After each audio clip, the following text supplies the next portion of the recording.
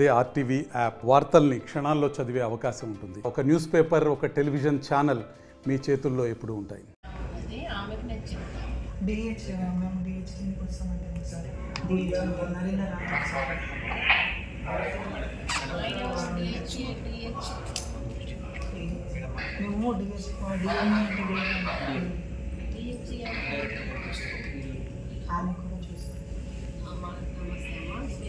Sameer madam, Sameer మిమ్మల్ని అయితే సమీర్ అని ఒక అబ్బాయి నా దగ్గర వచ్చేసమ్మా.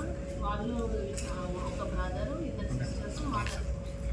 అయితే వాళ్ళ బ్రదరు వాళ్ళ అమ్మాయి చెల్లెల్ని రేప్ చేశారు. దాదాపు 11 years అవుతుంది. అయితే ఆమె ఏదో నర్సింగ్ వన్లో వీళ్ళను జాయిన్ చేస్తూ డాబా నుంచి దూకింది ఒకసారి. అయితే అప్పటి నుంచి కొంచెం మెంటల్లీ రిటార్డెడ్ ఆ అమ్మాయి.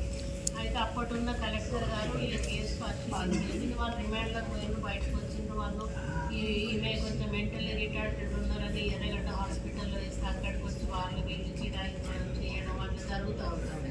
ఈ పిల్లోడు అక్కడ కూడా అమ్మాయికి సెక్యూరిటీ లేదని వైజాగ్లో ఎక్కడో తీసుకేసి వెళ్ళాడు, వేసాడు. ఈ అబ్బాయి వచ్చేసి వర్కింగ్ మంచిర్యాల, ఈయన నర్స్ అన్నట్టు, స్టాఫ్ నర్స్.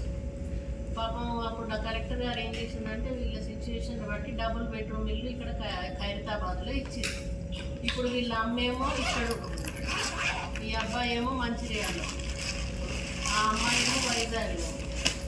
ఇప్పుడు ఈ పిల్లోడు కోర్టు కేసుకు రావాలన్నప్పుడల్లా అక్కడి నుంచి రావాలి, కళ్యాణ్ తీసుకొని వెళ్ళాలి. చాలా వంగిపోయి మొత్తం కట్టెపట్టుకొని నడుస్తాను. ఈ అబ్బాయి రిక్వెస్ట్ ఏంటి అంటే తన మంచిర్యాల నుంచి నాకు ఇదే ఎర్రగడ్డ హాస్పిటల్కి చేసిన పర్లేదు, నా చెల్లెని తీసుకొచ్చి నేను అట్లా పెట్టుకొని నా డ్యూటీ నేను తీసుకుంటాను. మెంటల్లీ వీళ్ళు కూడా డిప్రెస్డ్ ఉంటాడు. లేదా చూస్తుంటే మాటలలో అర్థమవుతుంది. పాపం ఇక వాళ్ళు ఎంత సఫర్ అయిందో కూడా తెలుస్తారు. అది ఏమన్నా కొంచెం అసలు మీరు ఒక హ్యుమానిటేరియన్గా ఉందో అతన్ని ఇక్కడ మనకి ఖైరతాబాద్ ఎర్రగడ్డ హాస్పిటల్, అదే నేను లెటర్ పంపిస్తాను.